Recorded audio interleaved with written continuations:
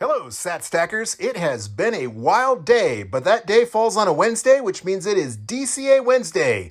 Are you ready to get your stack on? This podcast is for information and entertainment purposes only. Nothing on this podcast should be construed as financial advice. All views expressed on this podcast are solely the opinions of the host and/or any guests that we might have from time to time. Nothing on this podcast should be construed as a specific inducement to make a particular investment or to follow a particular investing strategy.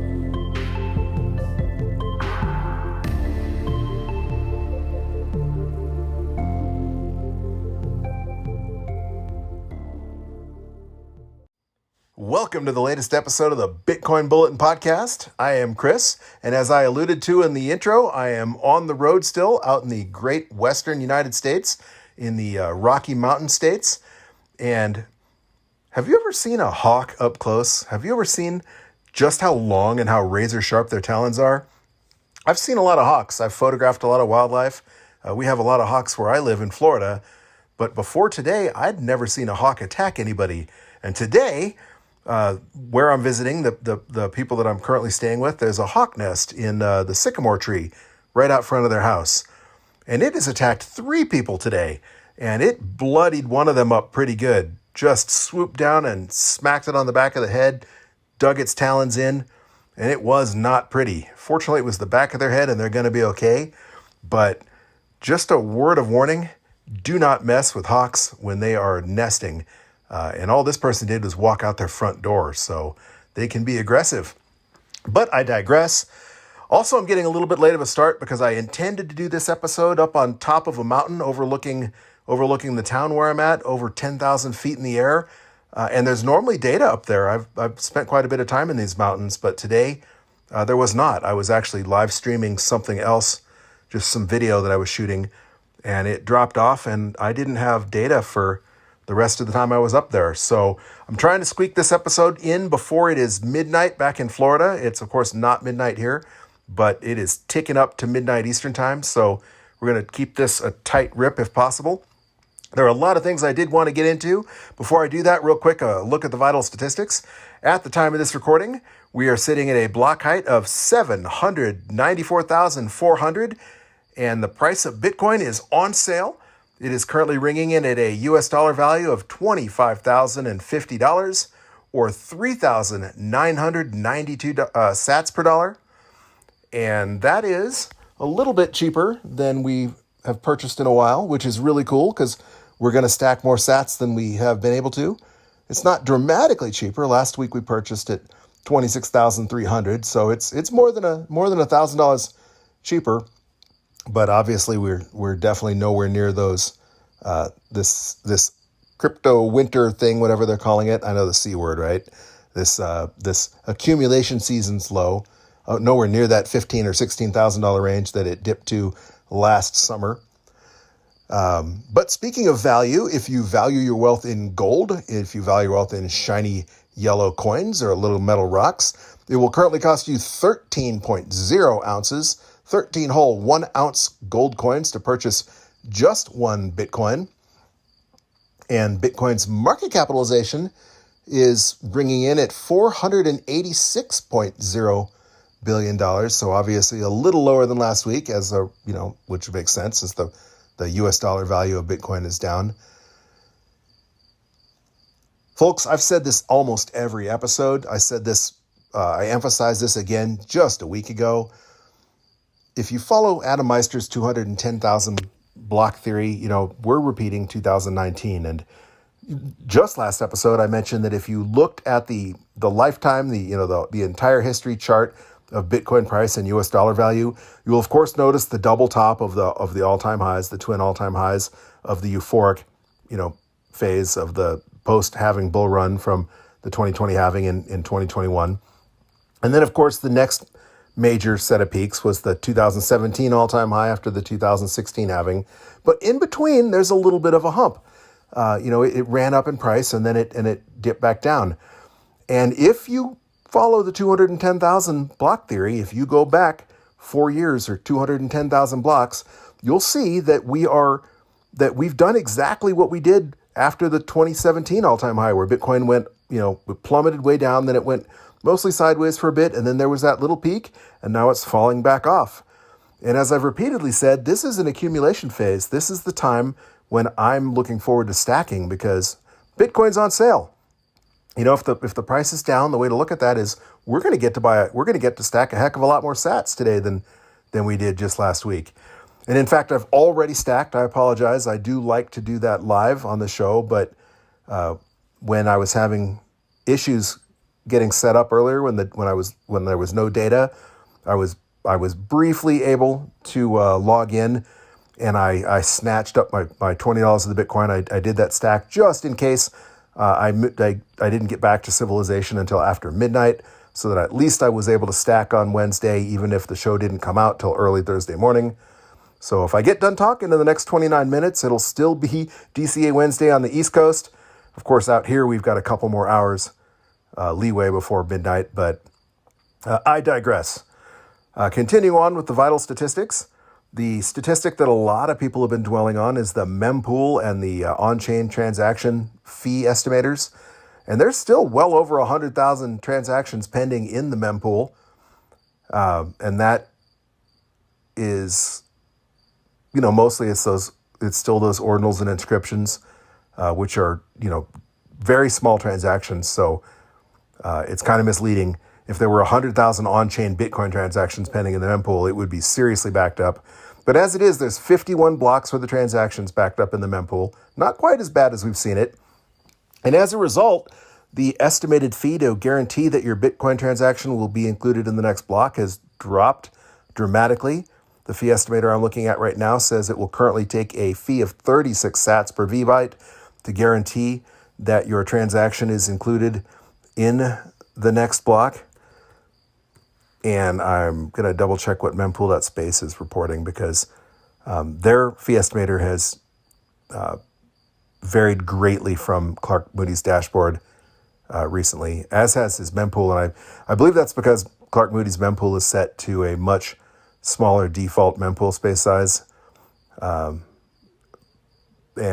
he's not necessarily getting the full picture sometimes when the mempool is completely jam-packed. So looking at mempool.space, they're saying if you have a high priority transaction, it will only cost you 25 sats per VByte to guarantee you're in the next block. So that's 11 sats cheaper.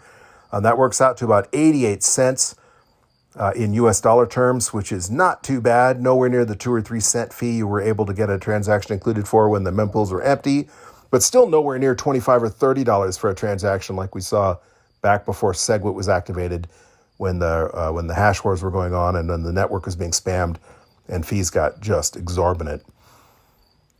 Mempool.space is also saying a low priority transaction will only cost you 15 sats per VByte. That's only 55 cents. And if you really don't care, what they're calling a no priority transaction will clear for just 12 sats per VByte or 42 cents. And of course, flipping back to Clark Moody's dashboard, they're estimating that if you want to wait up to a week, you can set a fee as cheap as possibly 8 sats per VByte. Obviously, if you don't mind waiting for a little bit, but you're paranoid that your transaction might get rejected or hung up in the mempool for an extended period of time, you can always use replace by fee and bump that fee up at a later date. All right, so some of the things I wanted to talk about today.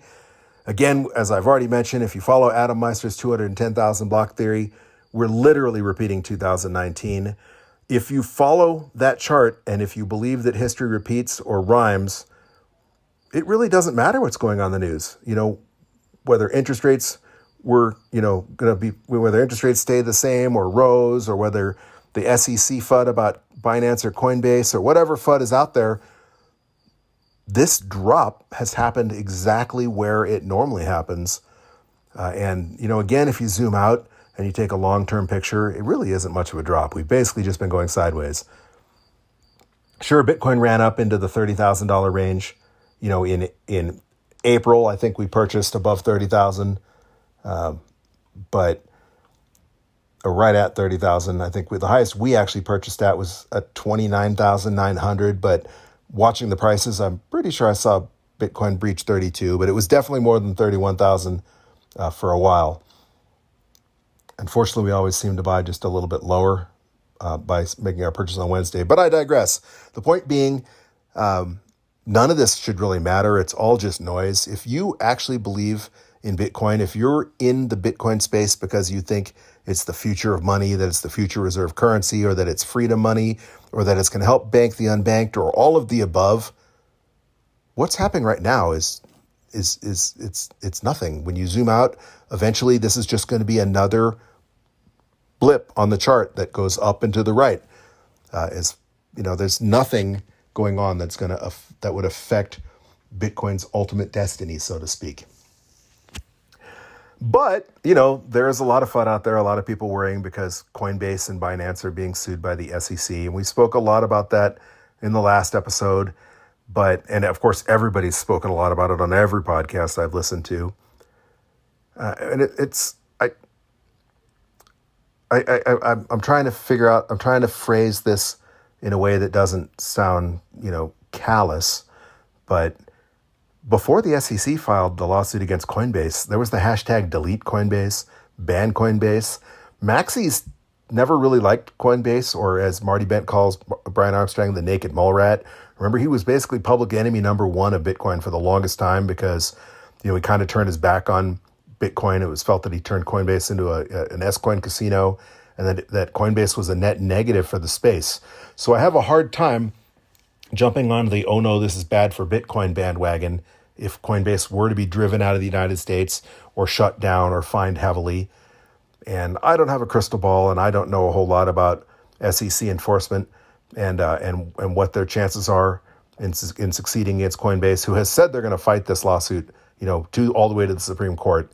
But if I had to guess, chances are Coinbase is going to enter into some sort of agreement one way or another with the SEC, where they pay a gigantic fine, that they don't shut down, and that they ultimately, conduct business as usual. Maybe they trim the fat, and instead of listing 1,700 or 2,000 altcoins, they trim it down and only list a few S coins. But basically, none of that should have anything to do with Bitcoin. And even if it does affect the price of Bitcoin, well, the way I see it is that if there's $1 trillion market cap out there in this scam crypto universe that can no longer go into Doge and all these other S coins, but people still want to invest in quote unquote digital assets, well, some of that money is going to flow into Bitcoin that normally would have been wasted on these scam projects. So in theory, trimming the fat, whittling down the weasel coins, it's good for Bitcoin. However, in the long run, all of this is just noise. And it really, if we look back on this, I was going to say, if we look back on this in 10 years, it'll be a footnote in history. It'll be something that people that have even been in Bitcoin for 1 or 2 years don't really even have any recollection of. And all that will matter was Bitcoin will continue to do what Bitcoin does. But, in the meantime, every time you read the financial news or any kind of blog or any online discussion, or hear anybody talk about finance in general, whether they're talking about the stock market or whether they're talking about bonds, everybody always tries to come up with an explanation. If the price of a stock goes up, they find something that happened in the news and, oh yes, that must be what caused it. Or if the price of the Bitcoin goes down, they find something in the news and they blame that. Oh yeah, that's what caused it. When in reality, if you just look at the chart, Bitcoin is doing exactly what it did in the previous 2 cycles. Definitely what it did in the last cycle. So as far as the price goes, I've said this time and time again, you should be excited. If your goal is to stack as many sats as you can before Bitcoin goes to the moon, the best way to do it is to buy Bitcoin when it's on sale. And Bitcoin is on sale. All right, there were a couple other things I wanted to talk about in the news today, one of which is semi-Bitcoin related, and that is the mayor of Miami, Francis Suarez, has basically, I don't know if he officially announced it or whatever, but he's officially filed the paperwork to run for president of the United States. And that's yet one more Bitcoiner, pro-Bitcoiner in the race. Now, I don't think he's probably the best proponent for Bitcoin that's running for president now, but I heard him speak. I heard his speech that he gave at Bitcoin 2022. I've heard him talk about Bitcoin before. I'm from Florida. I'm familiar with him. And he's a young politician, and I'm not from Miami, so I really haven't formed a personal opinion about him. But he doesn't strike me as anti-Bitcoin, obviously. He took, his first paycheck or whatever in Bitcoin. He's welcomed the Bitcoin conference to Miami back when the rest of the country was closing down and wasn't allowing conferences to take place in their cities. So he's certainly no foe of Bitcoin. And I personally don't think that he has a snowball's chance in Arizona in the summer, but, of actually getting the nomination, let alone getting elected. But even if that's not the case, even if you don't like the guy, seeing another Bitcoiner running for president moves Bitcoin into the news. It moves Bitcoin into the public spotlight. And it may seem to you like everybody knows about Bitcoin by now, that there's nobody else in the United States that we could reach out an orange peel who already hasn't heard about it. But you'd be surprised. That's just how many people out there, if you say, do you know what Bitcoin is? They might have heard the word, but they really don't have a clue what it is. So the more that, the news is focused on Bitcoin, the better. But also, again, it's all really noise, because regardless of what happens, Bitcoin's going to keep going up and to the right, in my opinion.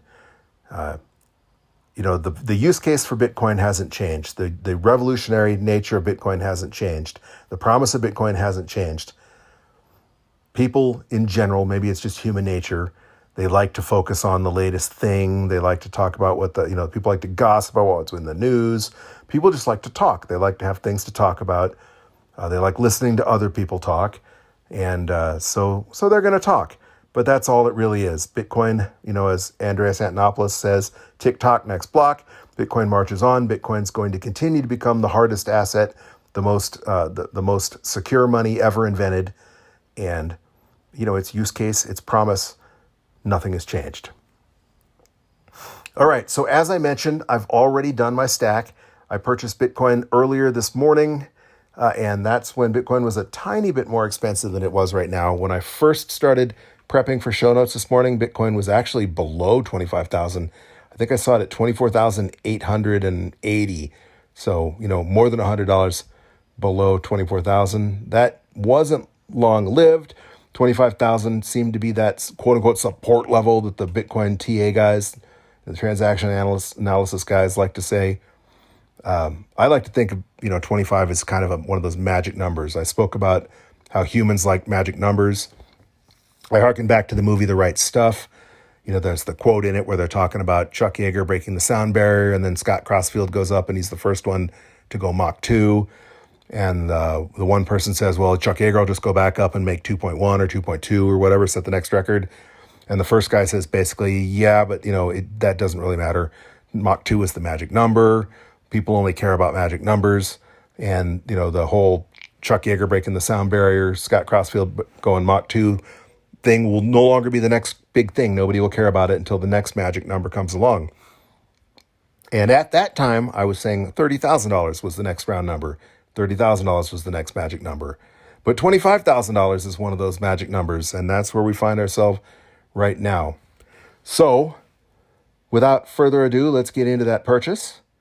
Really quick, for those of you who are listening for the first time, the reason this episode is called DCA Wednesday is because every Wednesday we do a DCA stack. And DCA is short for dollar cost averaging, which is an investment strategy where you invest your money in equal portions at regular intervals regardless of price. For example, this is going to be our 99th stack. It's hard to believe, but we've been stacking for almost 2 years. We did our first DCA stack all the way back on Wednesday, July 28th of 2021. And at that time, I thought it would be fun to test out the dollar cost average strategy. And I also wanted to show that for those of you that are out there wondering if you're too late or if you really don't have enough money to put into Bitcoin that it would ever be worth anything, I wanted to show that even if you could only scrounge up $20 a week, that over time, not only would dollar cost averaging work out better than trying to time the market, but that it would build up an appreciable stack of Satoshis. I think we've already proven, both of those points, although DCA and Bitcoin in general are both, long horizon things. If you are into Bitcoin, you should not be into it to make a quick buck. You should be into it for your own reasons, but in general, those reasons should include stacking generational wealth. Being part of the new economy, that when fiat collapses or whatever ends up happening to fiat, when the world's monetary system evolves, wherever we find ourselves 5, 10, 15 years from now, that you have a part of freedom money, you have a part of the hardest money, the safest money, the currently anyway, the safest money that's ever been invented. And by stacking just $20 a week, 98 times now, that has built us a stack of 6,807,660 sats. And because we DCA'd, we bought those at an average purchase price of $28,791.10. Obviously, a little bit less than what the current US dollar value of Bitcoin is right now, but a heck of a lot cheaper than if we had YOLO'd in all the way back on July 28th of 2021, when Bitcoin was ringing in at $39,716. But even if we had purchased an average purchase price of $39,700, is that really going to matter when Bitcoin is 200,000 or a million or 10 million? All that will really matter is how many Satoshis you have. And the cool thing, like I said, about Bitcoin being a little bit cheaper today than it was last Wednesday, is we're going to stack more sats, or we did stack more sats. So when I opened up my handy dandy Cash App and was finally able to connect, I squeaked off that order, and we purchased when Bitcoin was $25,122.31. And so that's a little bit more expensive than it is right now. So it dropped all the way to $24,008, and then it bounced a little bit. And but either way, basically in the $25,000 range. And purchasing at that price scored us 77,819 sats. That's 3,400, basically 3,400 sats more than we were able to stack the last week, and 5,000 sats, more than 5,000 sats more than we were able to stack just 2 weeks ago. So the really cool thing is that that if Bitcoin stays where it's at, goes sideways, maybe even gets a little bit cheaper, that stack is going to grow a heck of a lot faster than it had been growing. As I've mentioned numerous times, when we did stack near the all-time high, we purchased as high as $65,000. And that $20 purchase only got us 29,635 sats. So we're getting more than twice as many sats, or roughly twice as many sats as we did when Bitcoin was at its all-time high. Again, that's one of the beauties of not trying to time the market, of dollar cost averaging, of zooming out, as they say, of buying on a steady fixed interval, steady regular interval. And that purchase brought our stack up to 6,885,479 sats. Perhaps as importantly, that knocked our average cost basis down another $34.93 to $28,756.17. And that is kind of cool, although the number I focus on is the number of sats, not necessarily the purchase price. Obviously, the average cost basis, the average purchase price has something to do with it, because the lower it is, the more sats you get. But in general, my only goal when it comes to Bitcoin is that I've converted as much fiat into Bitcoin as I possibly can, so that when Bitcoin does get up to its next new all-time high, whether that's 250,000 or a million or wherever Bitcoin ultimately ends up, I'm not looking back and going, man, I wish I had bought more Bitcoin. I don't have enough. Sure, I've got a decent sized stack. Sure, 6.8 million sats, might be worth $68,000 if Bitcoin goes to $1 million one day, but is that really enough to call generational wealth? Again, everybody's situation is different. That's a you do you thing. Kind of like if you are dollar cost averaging, how often you invest and how much you invest is up to you. For a lot of people, $20 is not a whole lot of money. And so, if you want to, if you're the sort of person that drops $1,000 into Bitcoin or $10,000 into Bitcoin, your goal of how many sats you're going to need to consider yourself comfortable, to consider yourself safe, if Bitcoin becomes the reserve currency of the world or the most functional currency of the world, even if it's just a black market currency. It might be the only way to buy food. For example, there's plenty of countries where they have a failing fiat currency, but they don't have, legally, most people are using US dollars or whatever other currency, the euro, anything other than their local currency. And of course, the rules say, it's illegal to own dollars in those countries or to trade in dollars in those countries above a certain value. But if you go into the store and you need a dozen eggs, the dollars are what those people want. And, I firmly believe that's going to be the case with Bitcoin. If Bitcoin doesn't become a global reserve currency, it will at least be the currency of the people. If the world is dominated by countries that are totalitarian in nature or at least authoritarian or central planning, maybe not full on communist or socialist dictatorships, but even a country even a country like the United States. The United States isn't as free as it used to be, but even in a place that we consider a democracy like the United States, where they like to micromanage your transactions, where they're trying to limit the use of cash because they don't have complete and total surveillance over cash. Even in the future that's dominated by countries with policies like the United States, the freedom money will be the most preferred money. And it will be nice to have a stack that's large enough that you don't feel like you missed the boat.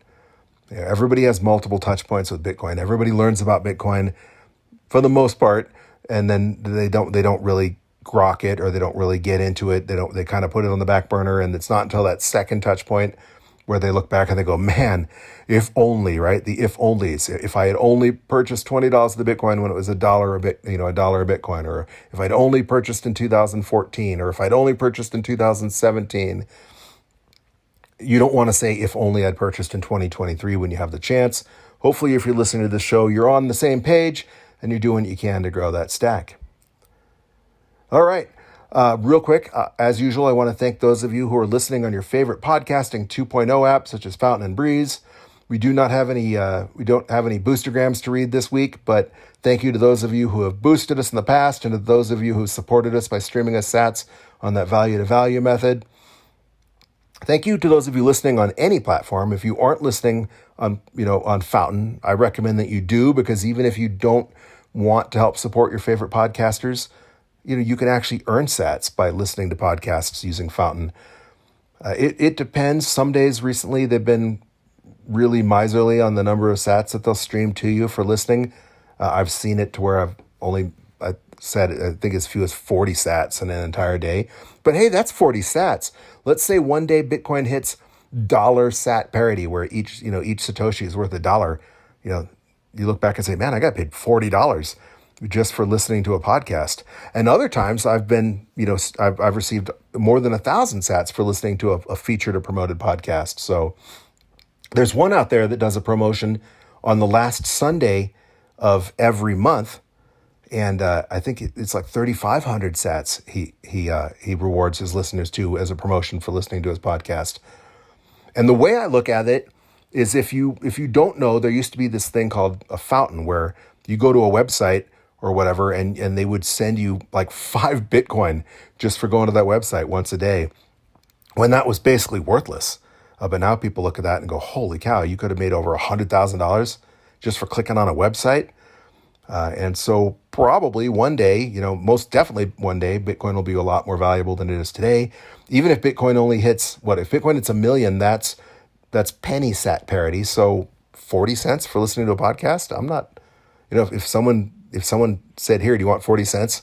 And I've got this change. I don't want to carry it around. Most people probably go, okay. They wouldn't feel like they just won the lottery, but hey, it all adds up. And that's all I'm saying. So if you have never tried out Fountain app or the Fountain, the Fountain or any of the podcasting 2.0 apps, they are not sponsors of this show, but I recommend that you do, just because in addition to being able to support your favorite podcast by tipping them with a boostergram or by streaming them a sat per minute base to help support them, you can also stack a few extra sats, and that's really cool. So thank you for those who don't. If you don't like Fountain or Breeze, or if you're not into podcasting 2.0 and you're listening on your Apple Podcasts or any other, Google Podcast, Spotify, do me a huge favor real quick and subscribe to this podcast. Whichever podcast feed you're you're using, whether you follow it, like us, subscribe us, that'll help as well. If you haven't already, give us a review. Obviously, a 5-star review would just be fantastic. Thank you in advance. But, a fair review is cool. Any sort of interaction helps feed the metric monster, right? So if more people subscribe to us, if more people are giving us reviews, then people are more likely to see this podcast when they're searching for podcasts, when they're looking for podcasts to listen to. And maybe there's someone out there who, they've heard about Bitcoin, but we can be their second touch point. Or maybe they've heard about Bitcoin and they really, really want to get into Bitcoin, but they don't realize that you can buy as little as $1 worth of Satoshis and that it all adds up. And if we can help orange pill that person and we can help onboard them, into the future of money, then that would be really cool. And that's kind of what this is all about. So thank you in advance for subscribing or following or whatever it's called on the particular platform you're listening to us on. And also, in addition to being able to send us a boostergram and give it, which is basically like giving us a shout out and a tip at the same time, I really, really do want to hear what you have to say about this podcast, what you do like about this podcast, what you don't like about this podcast, maybe something you'd like to hear me talk about, or a person that you would really be interested in hearing me interview. And if you don't feel like sending that as a boostergram, reach out to me on Twitter, DM me on Twitter, or send us an email. It's really easy to reach us on Twitter. On Twitter, we are at BTC Bulletin Pod. Again, if you follow us on Twitter at BTC Bulletin Pod, that'll help spread the reach. If you're not into Twitter, we're on Nostr. Our public key should be in the show notes. It's way too long to read out, but we are on Nostr. I'm trying to do more on Nostr. And if you're just an old-fashioned guy and you want to send us a good old-fashioned email, you can email me at bitcoinbulletin@protonmail.com. It is really important that I get your feedback because I want to do everything I can to make sure I'm giving you the best content I can. And it's just nice to hear from you too, because we've got a lot of great listeners from all around the world, and it's fun to know where you are. It's fun to be able to see you and visualize you when I'm talking instead of just staring at a microphone, or as the case today, staring at my iPhone because I am not at home, as I mentioned. So again, that's BTC Bulletin Pod on Twitter or bitcoinbulletin@protonmail.com via email. I'm going to wrap this up real quick because it's about 2 minutes before midnight East Coast time, and I can get under that wire if I stop right now. So don't forget to join us next Wednesday and every Wednesday where we continue to grow that stack. But until that time, keep on stacking those sats, you sexy sat stackers.